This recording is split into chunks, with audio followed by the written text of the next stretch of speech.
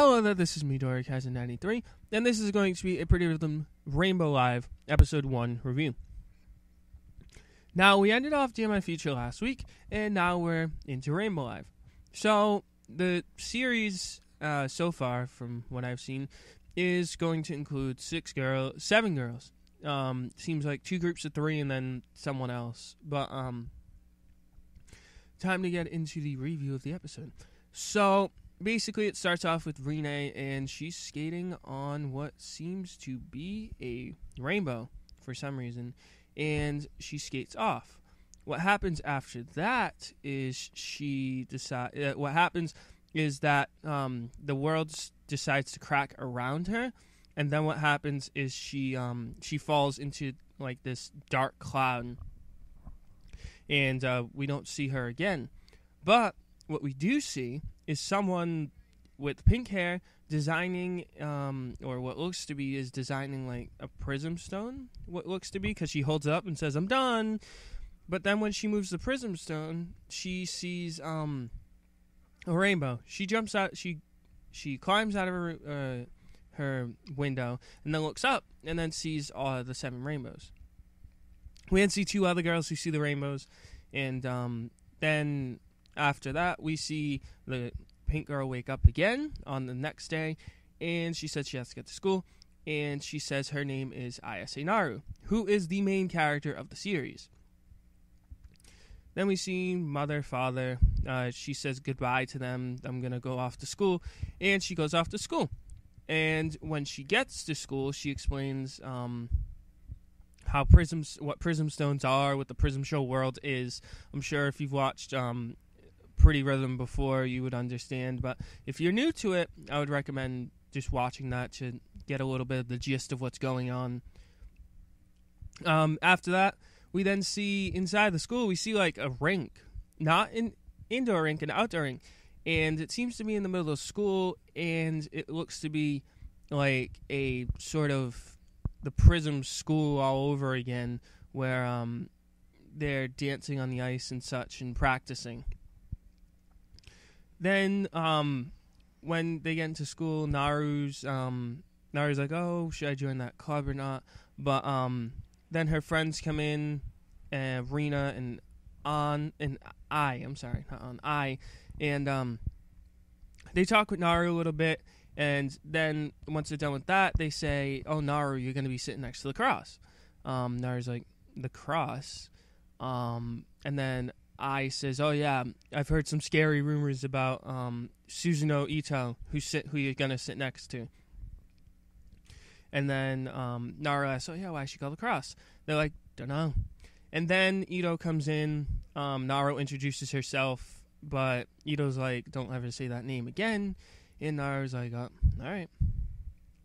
After that, Naru's walking home, and then we hear someone singing, and this is where really the series, where Naru really gets her start, is because she listens to the music, she gets into it, like, inside of her mind, she thinks about what the song might be about, and then looks up, and she sees a shine. She looks into it, and says it's the Prism shine, and then an egg somehow inside of the grass just stands up, and then follows Naru after she walks away. Then Naru goes back home at night. She's looking for one of those internships, and she sees Dear Crown and says, "Oh, Dear Crown, I want to be a manager of something like Dear Crown one day." And then after that, she sees Prism Stone and says, "I'm going to do it. That's my dream. I'm going to become a manager of Prism Stone." So then she goes out to the place where it said on the application, and once she gets there, like right when she gets there, she says, "I'm going to do my best." But then the egg pops out of her bag and opens up. It opens up to say Loveline and the name of the little prism charm, maybe. I'm not sure the real name, but it's Loveline. And then what happens is they go to the place where it said on the application, like to that store. We see Dear Crown on the left. Naru explains Dear Crown, Amano June, and how she's like produced by one of the most popular brands, Dear Crown. And after that, what happens is she stands in line. And then a girl comes behind her and says, "Oh my gosh, I'm late." Naru's like, "Oh, how you doing? Let's do our best today, right?" She's like, "No, I'm not here for that. I'm only holding a spot is all." And then we see two other girls come in, a red-haired girl and a green-haired girl. And they're not teasing Otoha, but they're telling Otoha, what is it? Oh yeah, you're supposed to get the best spot for me. And then the green-haired girl says, "Oh yeah, it's like apologizing to your duty, huh?" And then after that, everyone notices the red-haired girl and calls her Remroji Beru. And apparently she's popular. I don't know. We don't know much at this point. Like, we're just getting into the series. First episode, don't know much. But what happens after that is Beru then talks to the green-haired girl, calls her Wakana. And then before that, Wakana calls the yellow-haired girl who came up to Naru named Otoha. And it seems that the only skill I really saw out of all three of them at the moment is Wakana can tell fortunes. So that's going to be an interesting thing. But after that, we get into the auditions to become a manager. Not the dancing portion yet. It's just like a interview. And what happens is I believe the current manager, but the woman's like, "Oh, they're all boring right now." But the man on the left says, "Oh, don't worry about it. There's still two cool girls left." Then we see Naru and Beru. They do their interviews. On Naru's side, it looks like it's not going too well because she's just being herself. She's like, "Oh, I can create decor. Do you want to see some of them?" And then for Beru, she's more, more stationalized and more calm and collected, and just talks about what she's done and says, "I've done three jumps consecutively before, and soon enough I'll be able to do a fourth." After that, then we get to the Prism show portion. We don't see anyone else, but then we see Naru in the back, and she's so scared. And then her part comes up. When her part comes up, then the man before comes up and gives her a Prism memory pass and gives her, Prism Live headphones. And now there's a machine. Like before, you never used to see like a machine when they used to go into the Prism show world. But now all of a sudden, I guess they realize it's all in the mind. So what happens is she plugs the headphones in. Puts the headphones on, and then puts the memory pass in. And then what happens is, I guess her mind is sucked into the Prism show world, or her conscious. I don't even know. They don't even explain it yet.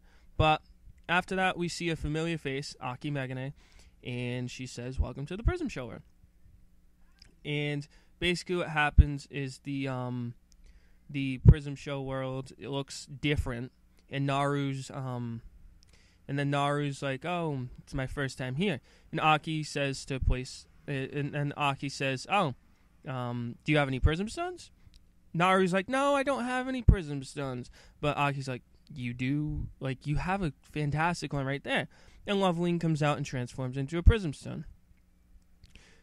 She places the Prism stone as Aki says, and then and then what happens is it's a different sequence for the change of the Prism stone, which is very interesting. I like it. The animation in the series has stepped up a lot. So after that, Naru goes out and her dance begins. But Naru forgot the steps. Everyone's shocked about this. But the stone on her shirt, on her uniform, is like, "You're free to dance. Just listen to the music."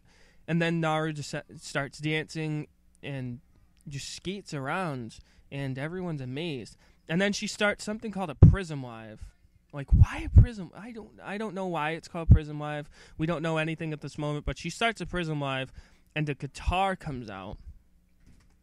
And what happens after that is we see Naru. She's like, "Oh, I can perform a Prism jump now." But then we see Rine again. She comes out and does 4 jumps consecutively. Crystal Splash, Stardust Shower, Golden Star, magic, and then she does Rainbow Cave, and then just leaves. Like, just up and leaves. And then what happens is the woman from earlier says, congratulations, you've passed ISA Naru. And basically Naru says, I've become a manager. And that's the end of the episode. So again, I love the episode. It's very good. It was interesting enough. It was a very good start to the series, and I hope to see more of the series evolve from here and get better. So again, this has been Midori Kaza 93. Thank you very much for watching, and I will see you guys later.